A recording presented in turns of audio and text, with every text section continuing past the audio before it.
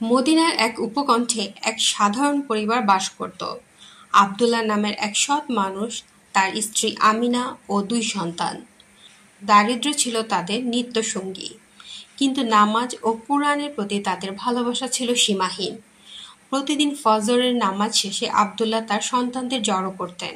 তিনি বলতেন, হে আমার সন্তানরা, আমার রাসূল সাল্লাল্লাহু আলাইহি সাল্লাম বলেছেন, যে ব্যক্তি প্রত্যেক ফরজ নামাজের পর আয়াতুল কুরসি পাঠ করবে, তার জান্নাতে প্রবেশের পথে মৃত্যু ছাড়া আর কোনো অন্তরায় থাকবে না। শুআবুল ঈমান, হাদিস 2395। এরপর সবাই একসাথে পড়ত আয়াতুল কুরসি। একদিন ব্যবসার কাজে দূর শহরে যাচ্ছিলেন আবদুল্লাহ। পথে ডাকাতদের ভয় ছিল। তিনি মনে মনে পড়লেন, যে আল্লাহর উপর ভরসা করে আল্লাহ তার জন্য যথেষ্ট। সূরা আত-তালাক 6-5-3। ডাকাতেরা তার পথ আটকাল।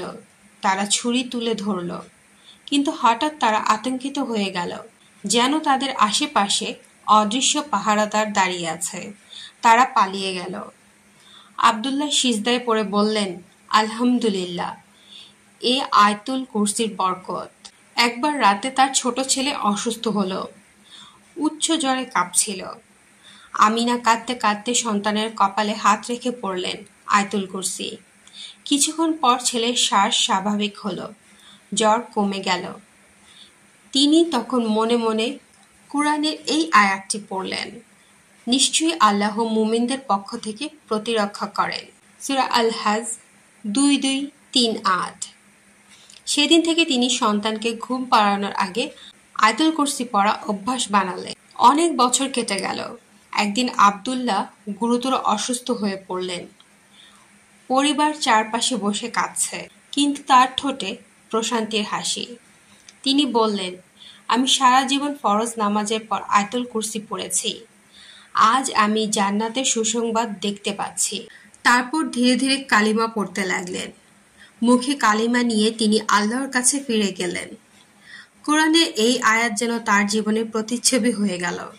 যারা বলে আমাদের রব আল্লাহ, তারপর সে কথায় অটল থাকে, তাদের কাছে ফেরেশতারা অবতীর্ণ হয় এই বলে, ভয় করো না, দুঃখ করো না, আর জান্নাতের সুসংবাদ গ্রহণ করো।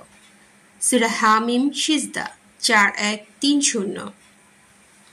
আবদুল্লাহকে দাফন করার কয়েকদিন পর তার কবর জিয়ারতে গেল প্রতিবেশীরা। তারা লক্ষ্য করল, কবরের চারপাশে অদ্ভুত প্রশান্তি, নূর ছড়িয়ে আছে। তখন একজন আলেম বললেন, এটা আয়াতুল কুরসির ফজিলত।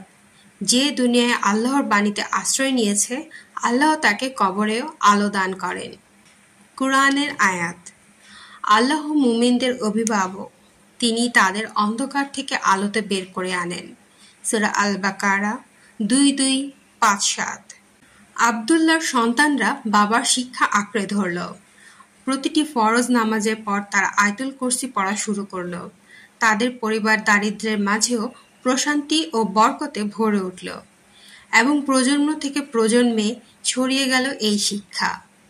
আয়াতুল কুরসি শুধু একটি আয়াত নয়, বরং এটি মুমিনদের জীবনের জন্য অদৃশ্য পাহারাদার। মৃত্যুশয্যার প্রশান্তি, কবরের আলো এবং জান্নাতের চাবি। প্রিয় ভাই ও বোনেরা, যদি ভিডিওটি আপনার উপকারে আসে তবে একটি লাইক দিয়ে উৎসাহ দিন। কমেন্টে আপনার মতামত জানিয়ে দিন, যেন আমরা আরও ভালোভাবে দ্বীনের কথা ছড়াতে পারি।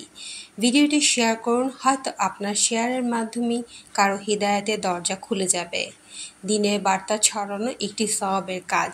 লাইক, কমেন্ট ও শেয়ার আপনার পক্ষেও সওয়াবের কারণ হতে পারে, ইনশাআল্লাহ।